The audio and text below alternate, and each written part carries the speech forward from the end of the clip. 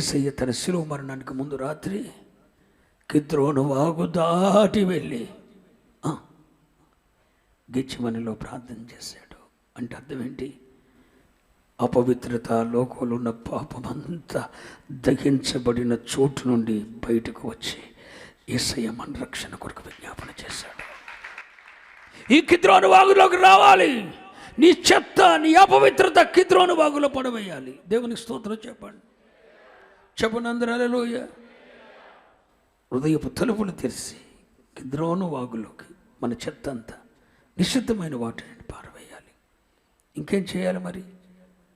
నీ తండ్రి కాలంలో, నీ స్నేహితుడి కాలంలో, నీ కాలేజీ కాలంలో, నువ్వు చదువుకుంటున్న రోజుల్లో, దేవుని ఎరగని రోజుల్లో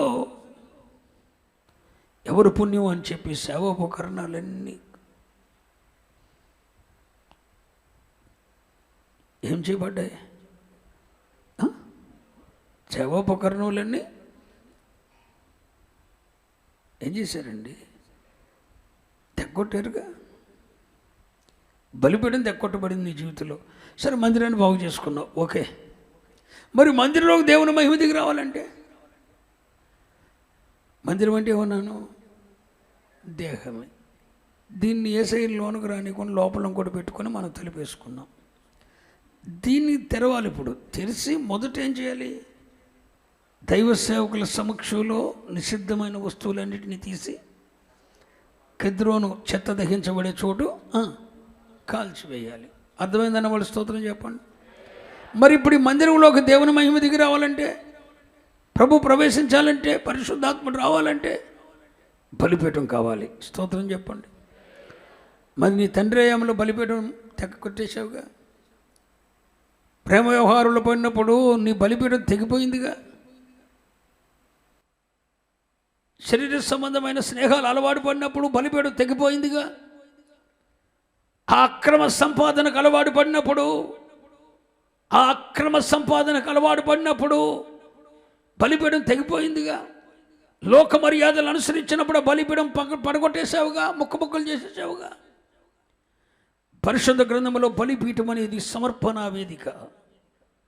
బలిపీఠం అనేది సమర్పణను చూపిస్తుంది. దేవునితో ఎన్నోసార్లు నువ్వు సమర్పించుకున్నావు. ఎన్నో విషయాల్లో, నీ బలహీనతల్లో, నువ్వు అనారోగ్యాల్లో, నీ కృంగిన వేళల్లో, నీ పేద స్థితిలో దేవునికి ఒక బలిపీఠం కట్టావు. దేవునితో సమర్పించుకున్నావు. ఇలా బ్రతుకుతానని ఒడంబడిక చేశావు. ఇలా జీవిస్తానని మాటిచ్చావు.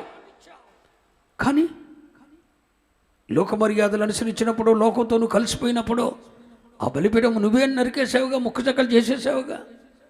మరి ఇప్పుడు మందిరాన్ని నిషిద్ధమైన వస్తువులు, నీలో ఉన్న అపవిత్రమైన కార్యాలు బయటికి తీసివేసిన తర్వాత ఈ మందిరంలోనికి మహిమ రావాలంటే మరలా తిరిగి నువ్వు తెగ నరికిన బలిపీఠాన్ని పునరుద్ధరించండి. బలిపీఠాన్ని కట్టండి. మందిరపు తలుపులు తెరిచి బాగు చేసి నీవు తెగగొట్టిన సేవాపకరణములని పునరుద్ధరించండి. హిజ్కియా అదే చేశాడు. నీ సమర్పణను పోగొట్టుకున్నావు. దేవునితో నువ్వు చేసిన సమర్పణ పోగొట్టుకున్నావు. మరలా తిరిగి బలిపీఠం కట్టుబిడ్డ. ఈ మొదటి నెల ఆరంభ దినాలలోనే నువ్వు పడగొట్టిన బలిపీఠాన్ని నువ్వు తిరిగి మరలా రాళ్లను పోగు చేసి బలిపీఠం కట్టావు. తిరిగి పునరుద్ధరించావు. దేవా, ఇలా బ్రతుకుతాను, ఇలా ఉంటాను, కృప నాకివ్వు. అలా ఉండాలని ప్రయత్నిస్తున్నాను, కానీ నా వల్ల కావట్లేదు. కానీ ఉండటానికి నీ కృప నాకుంటే చాలు. నీ కృప ఉంటే నేను ఉండగలను, అలా ఉండగలను, అలా చేయగలను, నీకు ఇష్టమైనట్టు బ్రతకగలను. అందుకు కావలసిన కృప ఇవ్వండి, అందుకు కావలసిన ఆత్మాభిషేకాన్ని ఇవ్వండి. అన్ను అడగండి, దేవునితో ఒక సమర్పించుకోండి. అందుకు కావలసిన కృపను, అభిషేకాన్ని కోరుకోండి. హల్లెలూయా.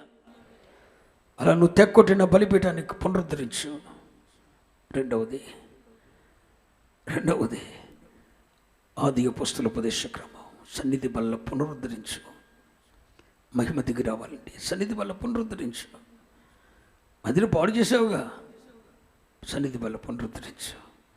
సన్నిధి బల్ల మీద ఎన్ని రొట్టెలు ఉన్నాయి? 12 రొట్టెలు ఉన్నాయి.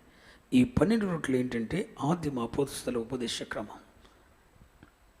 సంఘంలో నీవిచ్చిన ఉపదేశ క్రమాన్ని చెల్లా చెదరు చేశాను ప్రభా. ప్రతి ఆదివారం ప్రతి సంఘ సహవాసంలో మీరు ఇచ్చిన ఉపదేశ క్రమాన్ని ముక్కలు చేసేసాను. ఇక నీ ఉపదేశ క్రమానుసారంగా జీవిస్తానయ్యా. ఆది అపొస్తలుల ఉపదేశ క్రమ ప్రకారం నేను జీవిస్తానని చెప్పి దేవునితో ఒక తీర్మానం చేసుకొని మరలా సన్నిధి బలను పునరుద్ధరించండి. మరలా దీపస్తంభం తెగ్గొట్టేశావు. పరిశుద్ధాత్మ అభిషేకంతో నింపబడేవాడు ఉర్రెంతలూగిపోయే వ్యక్తివి నువ్వు. కానీ కథలవు మెదలవు విగ్రహంలా కూర్చుండిపోతున్నావు. ఎందుకు వస్తున్నావో అర్థం వెళ్తలేదు, ఎందుకు వెళ్తున్నావో అర్థం అవ్వట్లేదు. అసలు ఆత్మతో ఆరాధించుకున్న ఫీలింగ్ కొన్ని కలగట్లేదు. వై? ఆరాధన జరగట్లేదా? పరిశుద్ధాత్ముడు మందిలో పనిచేయట్లేదా? నువ్వు ఫీల్ పడగల కారణం ఏంటి? అభిషేకం కోల్పోయావు. అభిషేకం కోల్పోయావు. పరిశుద్ధాత్మ అభిషేకం మీద దృష్టి పెట్టలేదు. ఒకటి చెప్తున్నాను, ఈ కడవరి కాలంలో పరిశుద్ధాత్మ అభిషేకము లేకుండా దేవునితో సత్సంబంధం కలిగి ఉండటం అసాధ్యం. వాక్యానుసారంగా జీవించటం అసాధ్యం. మహిమగల రాకడకు సిద్ధపడటం అసాధ్యం. రాకడలో ఎత్తబడటం అసాధ్యం. సియోనుకు వెళ్ళటం కూడా అసాధ్యమే. ఆత్మీయ జీవిత పరిపక్వతకైనా జయ జీవితానికైనా దేవునితో సత్సంబంధానికైనా ఒకటే మూలం, పరిశుద్ధాత్మ నింపుదల, పరిశుద్ధాత్మ అభిషేకం. ఆ అభిషేకాన్ని ఇప్పుడు పోగొట్టుకోకూడదు. ప్రతి ఆరాధనలోనూ ఆ అభిషేకాన్ని పొందాలి. ప్రతి ప్రార్థనలోనూ అభిషేకాన్ని. ఎవడో డొమ్ములతో కొడితే నేను ఎగిరితే నేను అరిగితే అభిషేకం నీకు రాకూడదు. నీకే రావాలి. అది నీ అభిషేకం పక్కముండి అంటాలి.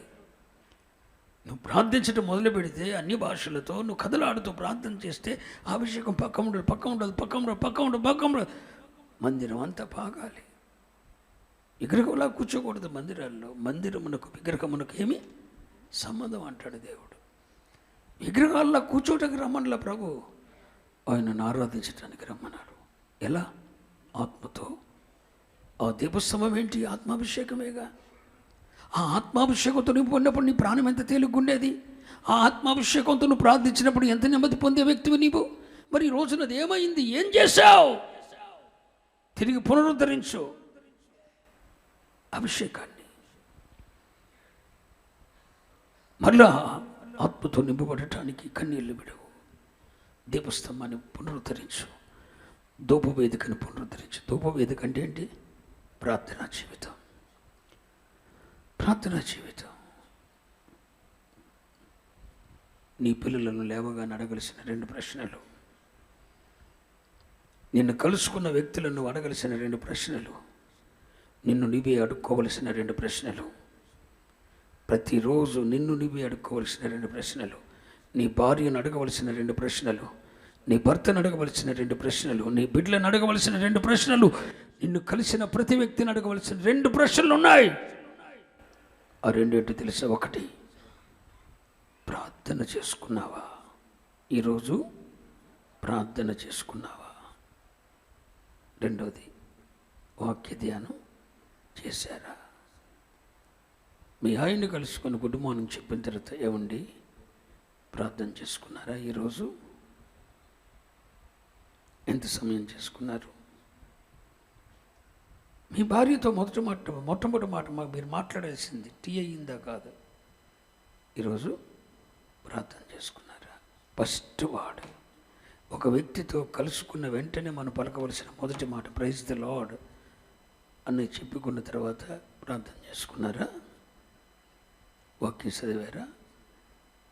మనల్ని కలుసుకున్న విశ్వాసనైనా అడగాల్సిన పని ఇదే.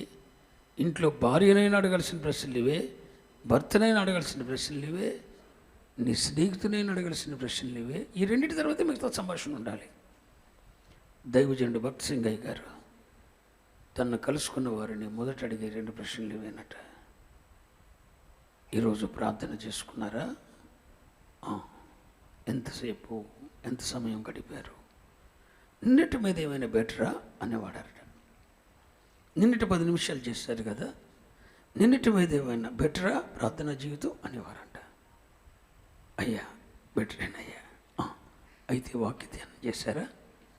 చేశామయ్యా. ఏ ధ్యానం చేశారు? పలానా ధ్యానం. అందులో దేవుడు నీతో ఏమైనా మాట్లాడా? నేను సరిచేశాడా? ఇలా మాట్లాడి తర్వాత వీటికి సమాధానం ఎవరి దగ్గర నుండి వస్తుందో వారితోనే వ్యక్తిగత సంభాషణ. ఈ రెండింటికి సమాధానం రానోళ్ళని వీటి సమాధానం తీసుకుని రండి, తర్వాత కలుసుకుందాం అని పంపించేసేవాడట. దైవజనుడు భగత్ సింగ్ అయ్య గారు ఈ 2 ప్రశ్నలకు సమాధానం లేని వాడు వ్యక్తిగతంగా ఆయనతో మాట్లాడటానికి వీల్లేదు. వ్యక్తిగత అవసరాల కోసం ప్రార్థన చేయించుకునే అవసరం లేదా ఆయన దగ్గరికి. అలాంటి దైవజనులు ఈరోజు ఉన్నారా? ఉంటే ఏది? బలిపీఠాలేవి? ధూపవేదికలేవి? ధూపవేదికల మీద ధూప ద్రవ్యాలు ఏవి?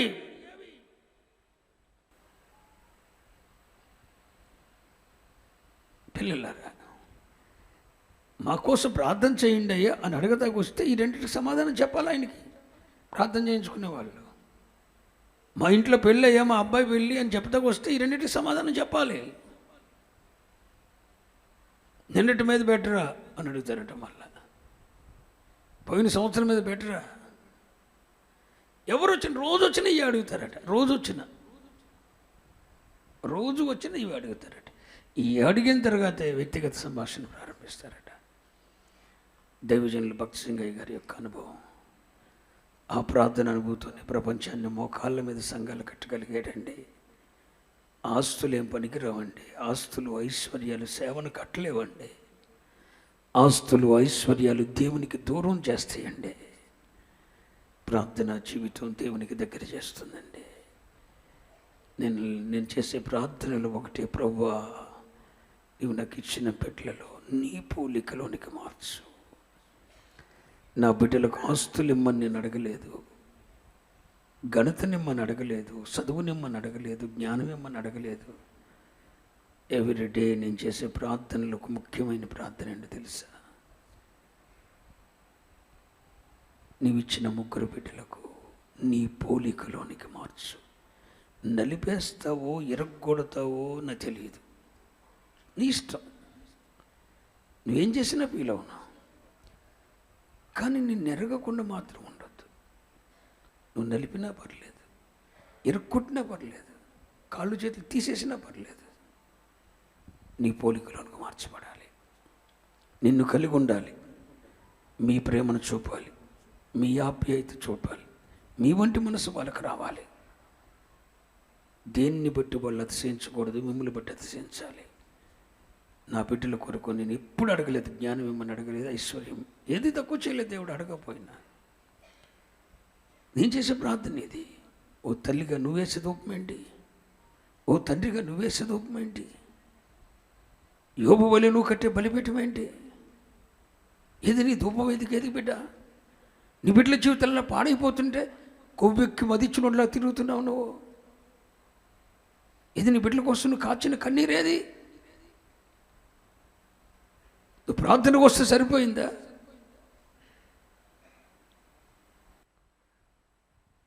ప్రతిష్ఠిత కలిగి బతుకుతున్నావు అంటే సరిపోయిందా?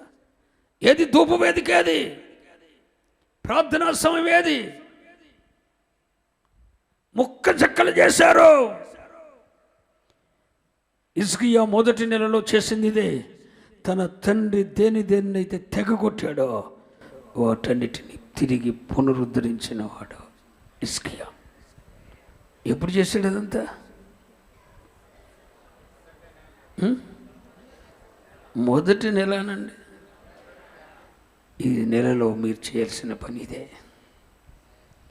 ఈ నెలలో మీరు చేయాల్సిన పని ఇదే.